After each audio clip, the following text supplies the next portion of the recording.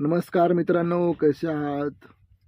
मी आणि माझा मित्र, पण मित्राचं नाव नाही घेणार. तो पण ड्रायव्हर आहे, मी पण ड्रायव्हर आहे. त्याच्याकडे मिनी कॅब आहे आणि माझ्याकडे एक्सेल कॅब आहे.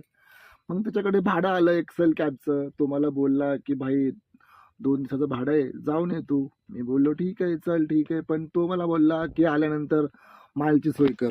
मी बोललो, "हां भाई, करणार ना, मालची सोय करणार तुझ्यासाठी." मग मी आलो जाऊन. नेक्स्ट डे संडे होता. पण संडे असल्यानंतर मी बोललो, "यार, की साला आज धंदा असतो, जरा आपण करू आणि संध्याकाळी बसू." पण संध्याकाळी जरा लेट झाला. त्याने मला फोन केला, की "यार भाई," म्हणे, "नंतर वाईन शॉप बंद होतील." मी म्हटलं, "मी ओल्ड माँकचा खंबा घेऊन ठेवतो. आपण बसू निवांत संध्याकाळी."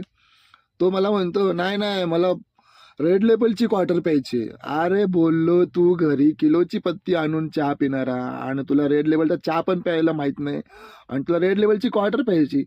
अहो, जरा सांगा यांना कोणती शिवी दिली पाहिजे कमेंट करून.